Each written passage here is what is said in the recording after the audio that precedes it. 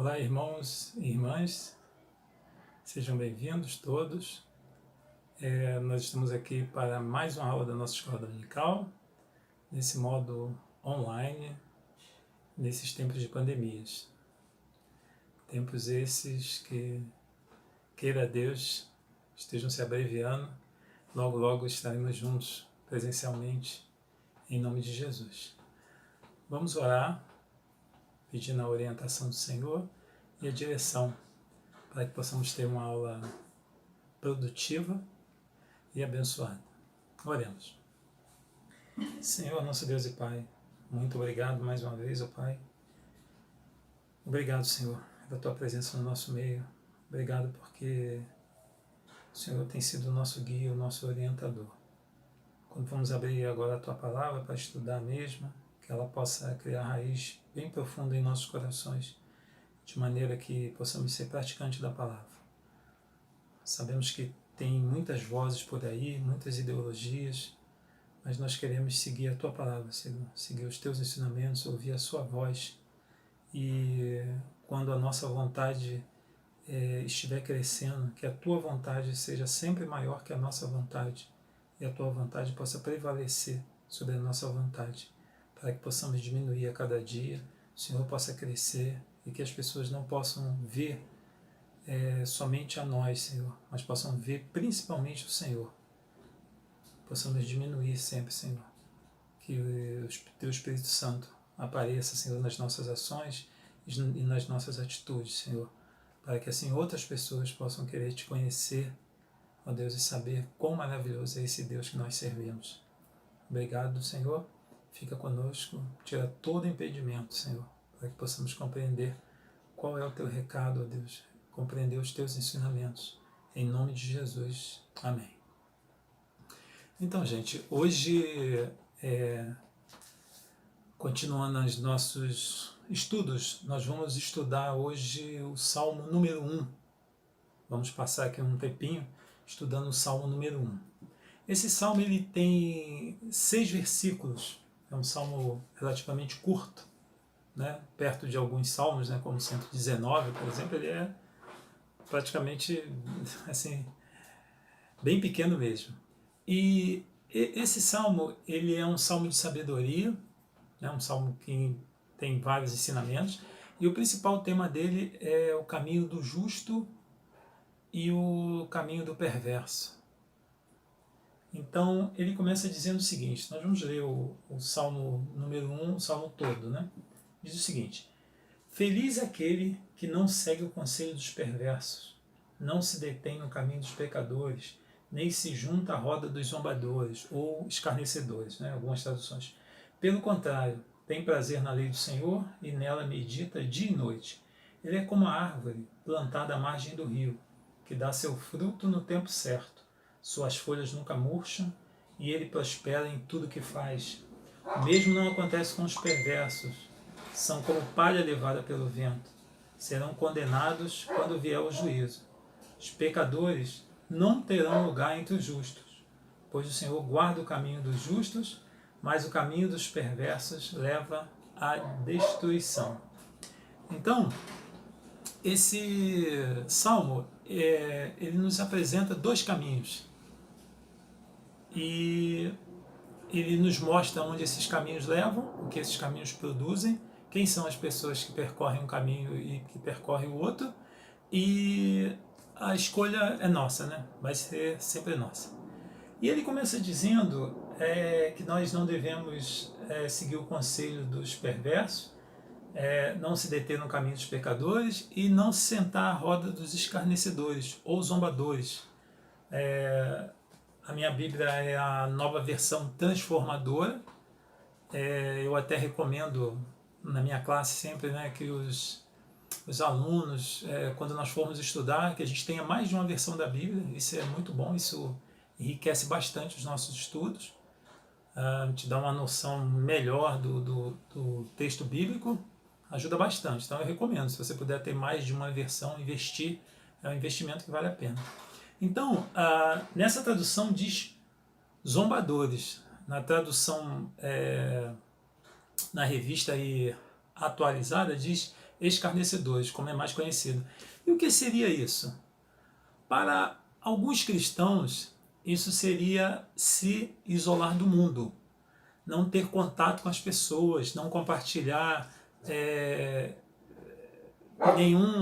nenhum tipo de participação, né, digamos assim, não ter nada com nenhuma pessoa que pense diferente ou não tenha valores iguais aos nossos, né, valores como os cristãos têm. Mas será que seria isso mesmo? Será que não se misturar seria o que o texto está dizendo sobre não sentar à roda dos escarnecedores? Quando a gente vai até Jesus, lá em Mateus 5, Jesus disse que nós temos que ser sal e luz. E aí a pergunta que fica, né? Como nós vamos ser sal e luz sem se misturar com ninguém? Sem compartilhar, sem compartilhar nada, sem se juntar, digamos assim, sem participar de nada, sem trabalhar, sem estudar, como que a gente vai fazer? É praticamente impossível, né? Porque Jesus disse que nós estamos no mundo, mas nós não somos desse mundo. Uma das últimas orações de Jesus, ele fala, Pai, eu não peço que os tire do mundo, mas que os livre do mal. Então, quer dizer, nós estamos no mundo, né? E ele ainda fala, tem de bom ânimo, eu venci o mundo. Então, quer dizer, nós não estamos no céu. Então, estando no mundo, nós vamos conviver com várias pessoas que pensam diferente, inclusive pessoas que fazem coisas que não são tão legais, inclusive coisas bastante ruins, e que têm ideias também que não são ideias como a gente acha que tem que ser, né? E é assim que o mundo é formado. Então, para nós sermos sal e luz, a gente precisa estar no mundo exercendo uma influência diferente.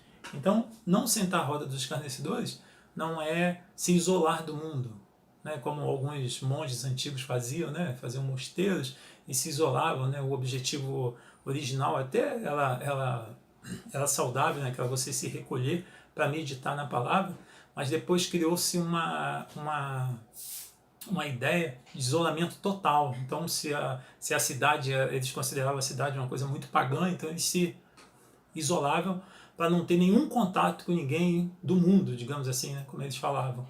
Mas aí, como é que a gente vai ser sal e luz completamente isolado? Não tem como salgar, o sal não tem como fazer diferença numa comida se ele não está dentro dessa comida, né, inserido nesse contexto. Então a igreja ela está inserida em um contexto para fazer a diferença. Então eu creio que a nossa igreja aqui em Pilares, por exemplo, nós temos que fazer a diferença em Pilares. Aí tem a igreja de Cavalcante, vai fazer a diferença em Cavalcante.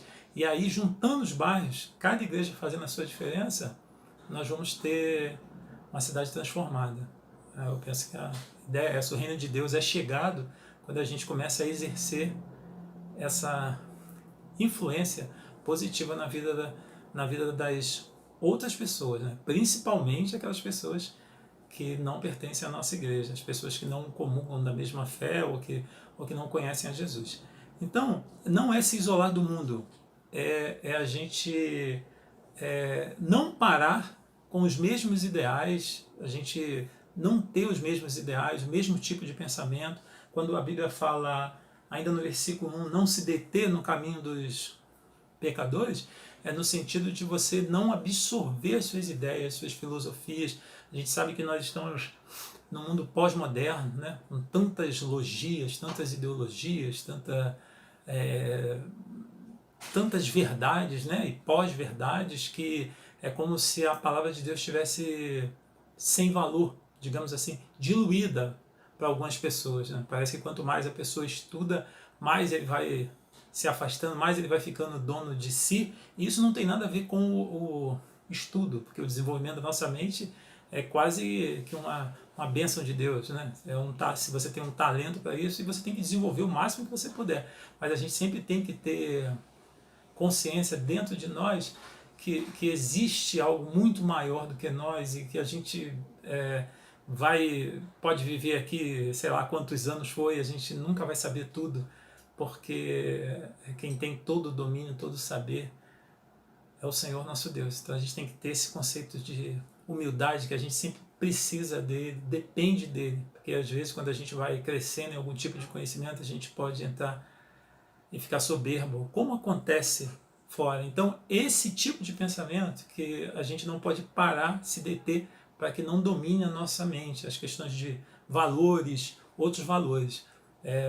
A gente tem que entrar, salgar e sair. Por isso que a gente não pode se assentar, né? Nós estamos de passagem, mas não quer dizer que a gente não vai influenciar ninguém. A gente tem que ter aquela noção de estrangeiros em terra estranha, mas a gente vai deixar a nossa marca. E eu quero crer que vai ser a marca de Jesus, né? Uma marca positiva, porque sem deixar que a influência desse mundo nos molde, mas a gente não se conformar, como o apóstolo Paulo ensina, não se conformar com este século, mas transformar pela renovação da nossa mente. E a renovação da nossa mente, ela só ocorre, seguindo aí, quando a gente medita na palavra, no versículo 2, de dia e de noite. E a gente tem prazer na lei do Senhor. Não é nada forçado. Ninguém fala, vai ler a Bíblia, ou vai orar. A gente tem prazer nisso. Então a gente tem prazer na lei do Senhor e medita na palavra dia e noite. Porque se a gente não meditar na palavra em todo tempo e fora de tempo, uma hora uma dessas ideologias entra na nossa mente. Porque a verdadeira batalha, as pessoas acham que é no coração, na emoção. Não é, a verdadeira batalha é na mente. Por isso que o apóstolo Paulo, mais uma vez, vou repetir, diz, transformai, renovar a nossa mente, não deixar ela, não se conformar e entrar na forma, ser moldada por esse mundo e por essas ideias. Mas para isso a gente precisa estar cheio da palavra, para a gente poder responder a todas essas ideologias com a palavra, não com as nossas ideias, aquilo que a gente acha, mas a palavra através de nós. A palavra através de nós ela vai falar muito mais alto, porque quando sou eu que estou falando, é mais uma pessoa falando, mas quando é Cristo falando através de mim, através de nós, nesse caso, né? Aí, além das palavras, vai o poder do Espírito Santo também. Então, o texto diz que feliz é aquele que não segue o conselho dos perversos, não se detém no caminho dos pecadores, não se junta à roda dos escarnecedores. Lá no livro de Marcos, Jesus ele sentou, né, em companhia de pecadores e publicanos. E o texto diz o seguinte: os escribas dos fariseus, vendo comer em companhia dos pecadores e publicanos, perguntavam aos discípulos dele, por que come e bebe ele com publicanos e pecadores? Então já naquela época a ideia deles era de separação. Se você era considerado alguém religioso, ou se achava muito santo, você não se misturava. Então até Jesus, que não tinha preconceito nenhum, ele foi duramente criticado pelos religiosos da época, porque ele não discriminava ninguém. Porque Jesus ele tinha plena consciência da sua missão, então ele não separava, digamos, quem era da igreja ou quem não era da igreja. A palavra era para todo mundo. E em relação a não se contaminar, como diz, não se deter, não se juntar, Jesus também reforça isso lá no livro de Mateus, quando ele diz, eis que eu vos envio como ovelhas para o meio de lobos. Sede, portanto, prudentes como a serpente e simples como as pombas. Então, ele fala, olha, o lugar que vocês vão estar é um lugar com uma cultura completamente diferente da nossa, é diferente do que você crê, os valores são outros. Então, sejam prudentes e simples. Prudentes e simples. Então, quer dizer, ele ensina que a gente não deve deixar de ir, mas nós temos que ter prudência e simplicidade. Então, não andar no conselho deles, que é não seguir as suas opiniões. E lá no livro de Provérbios ainda, Provérbios 4, 14 e 15, diz o seguinte, não entres na vereda dos perversos, nem sigas pelo caminho dos maus, evita-o, não passes por ele, desvia-te dele e passa de largo. Então, de novo aquela opção, você tem dois caminhos a seguir. Então você vai evitar esse caminho e vai seguir o caminho que o Senhor está traçando para você. Além de se afastar do mal, o justo ele procura crescer no conhecimento da palavra e meditar nessa palavra, né? Como nós dissemos aqui já. Por quê?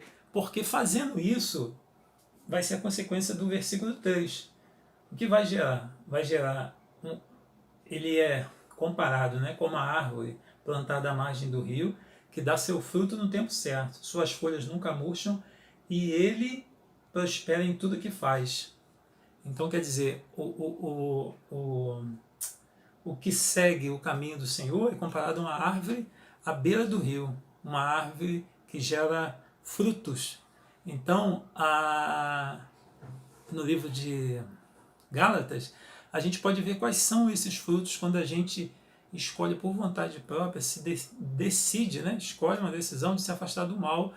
A partir do momento que nós conhecemos ao Senhor, o Espírito Santo entra dentro de nós. Todos nós sabemos que Jesus não arromba a porta, ele bate porta. Se a gente abrir, ele vai entrar e vai cear com a gente. E a partir daí, a gente vai começar a dar os frutos, porque nós vamos ser árvores plantadas à beira do rio, à beira do riacho, na corrente das águas, e vamos gerar frutos. E quais são esses frutos? Nós vemos isso em Gálatas 5:22. A gente pode dizer, fruto do Espírito é amor, alegria, paz, longanimidade, benignidade, bondade, fidelidade, mansidão e domínio próprio. Então nós teremos todos esses frutos, porque nós estamos andando no caminho do Senhor, meditando na sua palavra de dia e de noite.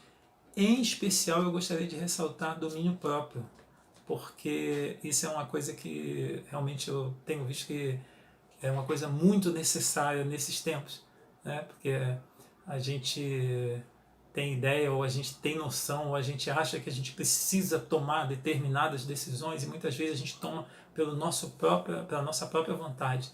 E a gente precisa ter domínio próprio para esperar, nós temos que ser longânimos e esperar qual a decisão do Senhor, qual é o caminho, aquilo que o Senhor quer que a gente faça. Isso vai evitar muita coisa e evitaria muitas confusões que a gente tem visto, as pessoas se apressando, né? O crente, o cristão, ele deveria ser tardio em se irar, como a palavra diz. Ele tinha que ouvir mais, falar de forma demorada, demorar a falar e ouvir bastante. Mas o cristão, ele tem falado muito primeiro e quase nunca ele escuta. E aí nós temos visto o que tem acontecido na nossa sociedade. Em vez da gente fazer a diferença, nós estamos sendo tragados por tudo isso e misturado.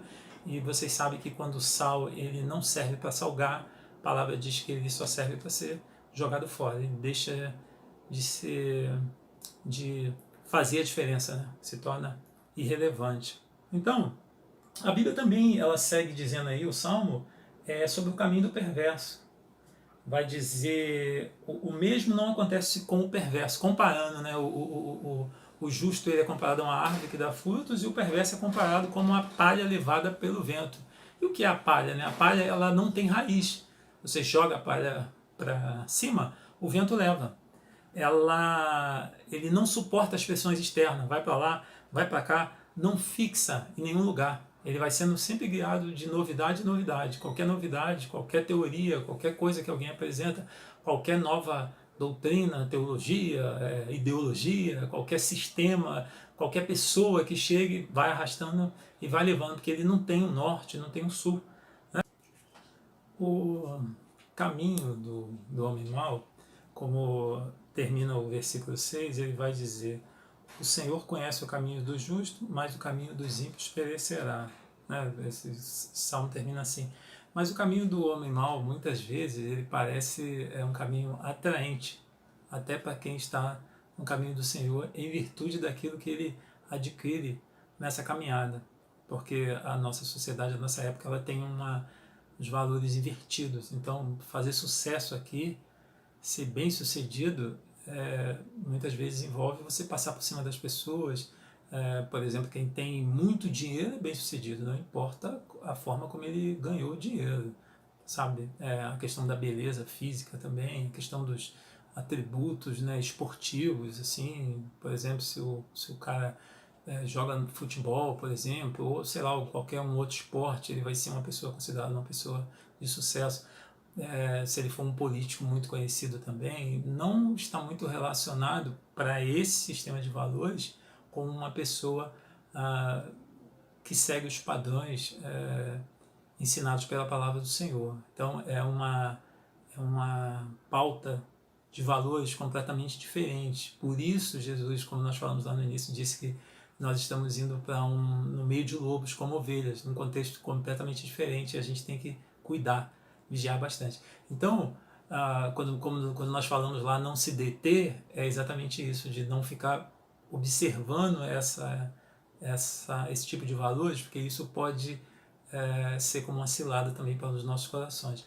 Lá no Salmo 73, o Asaf, né, que escreveu esse salmo, ele conta que ele, ao olhar para o perverso, os pés dele quase vacilaram. Lá no Salmo 73, ele diz, olha, quanto a mim, quase tropecei, meus pés escorregaram, Salmo 73, versículo 2. Quase caí, pois tive inveja dos orgulhosos quando os vi prosperar, apesar da sua perversidade. Eles levam uma vida sem sofrimento e têm um corpo saudável e forte. Não enfrentam dificuldades, nem estão cheios de problemas como os demais.